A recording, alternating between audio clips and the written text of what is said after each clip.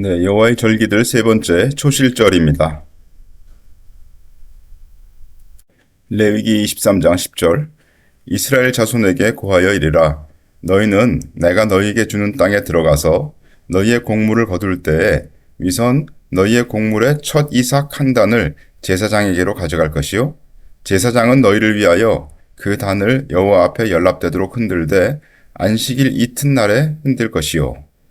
여기 안식일 이튿날에 흔들 것이며 여기 이 부분은 이제 요제를 말하고 있는 것이죠. 단이라고 하는 것은 여기서 단은 의심할 바 없이 보리단을 가리킨다고 얘기를 합니다. 왜냐하면 가나안 지방에서 보리 추수는 태양력 3, 4월경에 수확되는 보리로부터 시작되기 때문입니다. 밀은 보리보다 2, 3주 후에야 익기 시작했다고 하기 때문에 이 부분에 있어서는 이제 보리 추수를 얘기를 한다. 초실절은 보리를 추수하는 때라고 얘기를 하고요. 다시 한번 말씀드리지만 여기에 초실절은 보리의 첫 열매를 드리는 초실절입니다. 밀의 첫 열매를 드리는 초실절과는 다르다 이런 얘기죠. 밀의 첫 열매를 드리는 초실절, 맥추절 또는 칠칠절이 있는데 출애굽기 34장을 보시면 칠칠절 곧 맥추는 이제 여기서는 밀을 얘기를 합니다. 우리나라 말로는 이제 보리 맥자를 많이 쓰지만은 여기서는 맥추 하면은 이제 밀을 얘기합니다. 맥추의 초실절을 지키고 가을에는 수장절을 지키라 이렇게 되어 있는데요.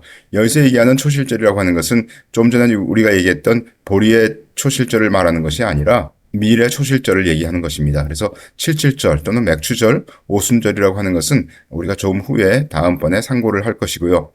또 한 번 말씀드리지만 위 말씀에서의 초실절은 밀의 초실절로서 지금 우리가 말하고 있는 보리의 초실절과는 다른 초실절이다 하는 것을 알 수가 있습니다. 레위기 23장 너희가 그 단을 흔드는 날, 그날은 이제 초실절이 되겠죠. 흔드는 날에 1년 되고 흠없는 수양을 번제로 여호와께 드리고 그 소제로는 기름 섞은 고운 가루 에바 10분 1을 여호와께 드려 화제를 삼아 향기로운 냄새가 되게 하고 전제로는 포도주 흰 4분 1을 쓸 것이며 그래서 초실절에는 요제와 번제와 화제, 전제만 드리고 속죄제는 드리지 않습니다.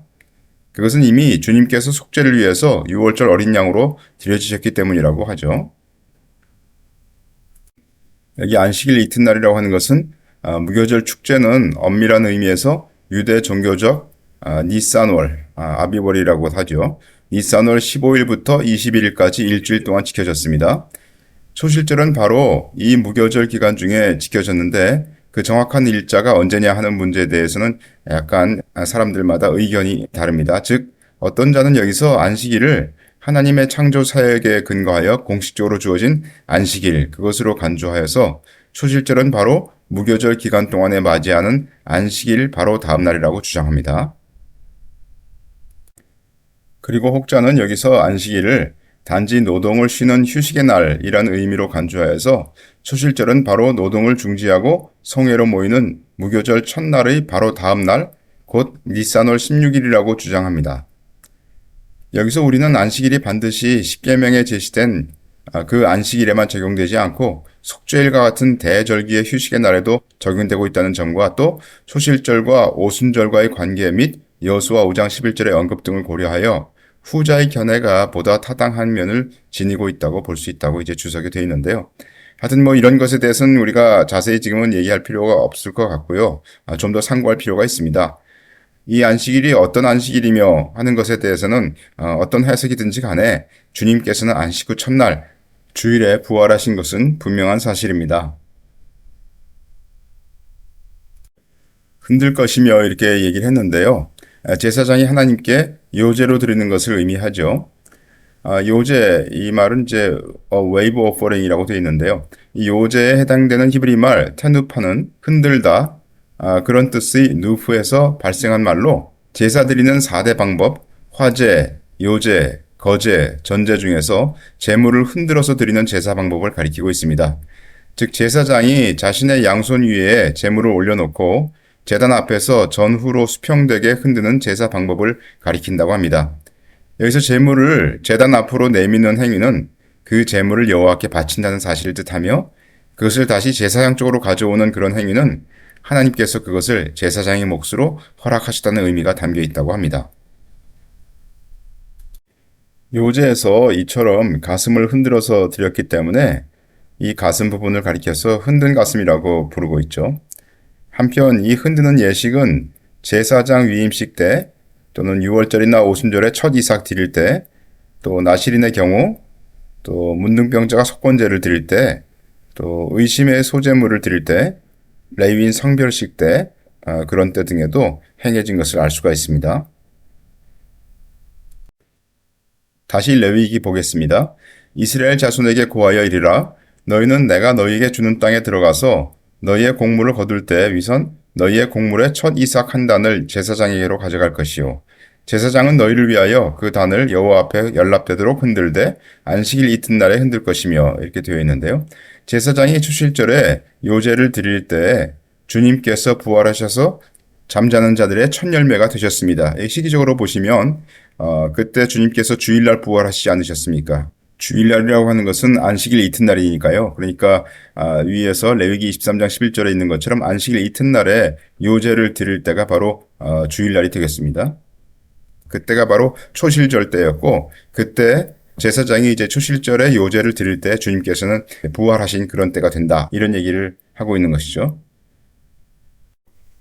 주님께서 돌아가실 때를 보시면 마태복음 27장 이에 성소 휘장이 위로부터 아래까지 찢어져 둘이 되고 땅이 진동하며 바위가 터지고 무덤들이 열리며 자던 성도의 몸이 많이 일어나되 예수의 부활 후에 저희가 무덤에서 나와서 거룩한 성에 들어가 많은 사람에게 보이니라.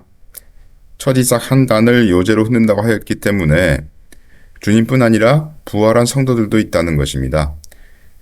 그러니까 첫 이삭 한 개가 아니라 한 단이라고 했기 때문에 그렇다는 거죠. 또한 주님께서 부활하신 것을 보아서 우리의 부활도 확실합니다.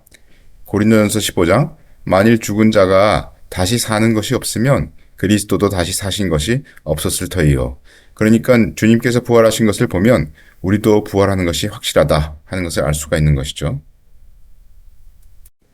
부활에 대해서 조금 더 보겠습니다. 사도행전 2장 다윗은 미리 보는 고로 그리스도의 부활하심을 말하되 저가 음부에 버림이 되지 않고 육신이 썩음을 당하지 아니하시리라 하더니 이 예수를 하나님이 살리신지라 우리가 다 이 일의 증인이로다.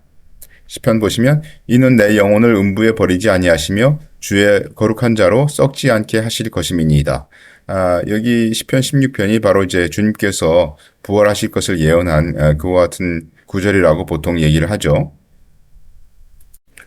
골로새서 1장 그는 몸인 교회의 머리라 그가 근본이요 죽은 자들 가운데서 먼저 나신 자니 이는 친히 만물의 으뜸이 되려 하심이요 또 로마서 8장 보시면 하나님이 미리 아신 자들로 또한 그 아들의 형상을 본받게 하기 위하여 미리 정하셨으니 이는 그로 많은 형제 중에서 맏아들이 되게 하려 하심이니라. 그래서 골로새 1장이나 로마서 8장이나 이렇게 보시면은 주님께서 부활하신 것이 만물의 으뜸이다 또는 맏아들이다 이렇게 말씀하시고 있는 것입니다. 주님께서는 죽은 자들 가운데서 부활하셔서 첫 열매로서 맏아들이 되신 것을 말씀하시고 있죠. 고린도전서 15장 그러나 이제 그리스도께서 죽은 자 가운데서 다시 살아 잠자는 자들의 첫 열매가 되셨도다. 그리스도의 부활은 죽은 자 가운데서의 부활이다. 여기서 우리는 그의 백성의 부활에 대한 모형을 즉시 보게 된다. 이렇게 이제 맥킨토시께서 말씀하시는데 그것은 뭐냐면은 그리스도의 부활이 죽은 자의 부활을 말씀하시긴 하지만은 그것보다 더 나아가서 죽은 자 가운데서의 부활이다. 이런 말씀입니다. 고린도전서 15장 그러나 각각 자기 차례대로 되리니 먼저는 첫 열매인 그리스도요 다음에는 그리스도 강림하실 때 그에게 붙은 자요 그리스도께서 강림하실 때 그의 백성들은 죽은 자 가운데서 살아나게 될 것이다 라고 맥킨토시께서 말씀하셨습니다.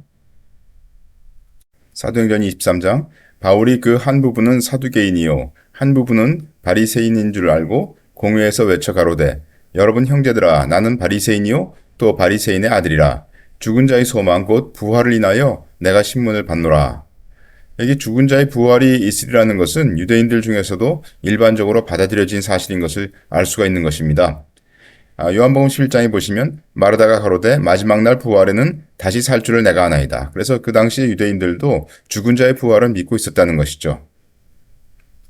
요한복음 20장 저희는 성경에 그가 죽은 자 가운데서 다시 살아나야 하리라 하신 말씀을 아직 알지 못하더라. 마태복음 16장 이때로부터 예수 그리스도께서 자기가 예루살렘에 올라가 장로들과 대제사장들과 서기관들에게 많은 고난을 받고 죽임을 당하고 제3일에 살아나야 할 것을 제자들에게 비로소 가르치시니 17장 죽임을 당하고 제3일에 살아나리라 하시니 제자들이 심히 근심하더라.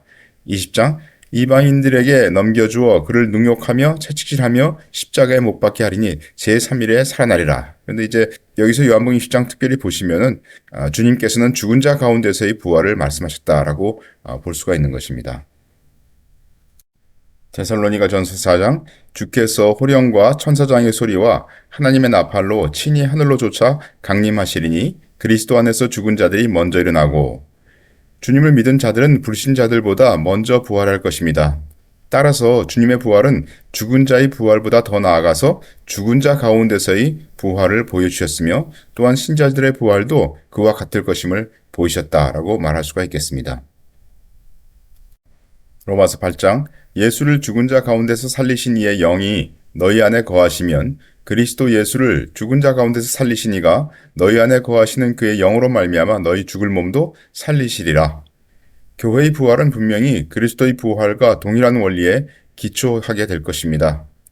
머리와 몸 양자가 죽은 자 가운데서 살아나서 보여지게 될 것입니다. 첫 단과 그 뒤에 따르는 모든 단들이 함께 연결되어 있기 때문이죠. 계시록 20장 그 나머지 죽은 자들은 그 천년이 차기까지 살지 못하더라. 이는 첫째 부활이라. 신자와 불신자의 부활 사이에는 1천년의 기간이 있다고 증거해주고 있는 것입니다. 요 장면은 지금 계시록 20장은 주님께서 오셔서 아마겟돈 전쟁에서 이기시고 그리고 이제 첫째 부활이 일어난 그 시점인데 이것은 아직 천년 왕국이 오기 이전이죠. 그런데 이때는 예수님을 믿는 사람들만 부활하고 믿지 않는 사람들은 천년 왕국이 지난 후에 부활하기 때문에 신자와 불신자와의 부활 사이에는 1천년의 기간이 있다는 것이죠. 첫째 부활이라는 언급이 있는 것을 보면 모든 사람이 다 동시에 함께 부활하는 것은 아니라는 사실이 명백하지 않습니까? 가인 때로 시작해서 누구든지 믿지 않고 사악하게 죽은 자들은 천년 왕국에 지복된 1천년 기간 동안 그대로 그들의 무덤 가운데 거하다가 그 밝고 복스러운 기간이 끝나면 살아나서 큰 흰 보좌 앞에 나와 설 것인데 거기서 그들의 행한 대로 각자에게 심판이 행해지며 마침내 심판의 보좌를 지나 불못으로 던지움을 받게 될 것입니다. 그래서 여기 그림을 보시면 주님께서 부활하셨습니다. 그거는 벌써 2000년 전에 부활하셨죠. 물론 휴거가 있을 때 그때 신자들이 몸이 변해서 공중으로 끌어올림을 받죠. 그 전에 또 예수님을 믿었던 죽은 자들도 그때 부활하여 휴거됩니다. 그러나 여기 이 땅 위에서 아직 주님을 제대로 따르지 못하던 자들은 환난을 거치지 않습니까? 그리고 그들은 환난을 거친 후에 죽거나 살아있는 자들이 있을 텐데 그때 새로운 몸으로 변화를 입는 신자의 부활이 있게 되는 것이죠. 그것을 우리가 첫째 부활이라고 얘기를 하고요. 그 후에 천년왕국이 있게 됩니다. 그리고 그 천년왕국이 지난 후에 불신자의 부활이 있다. 이렇게 우리가 정리를 하면 되겠습니다.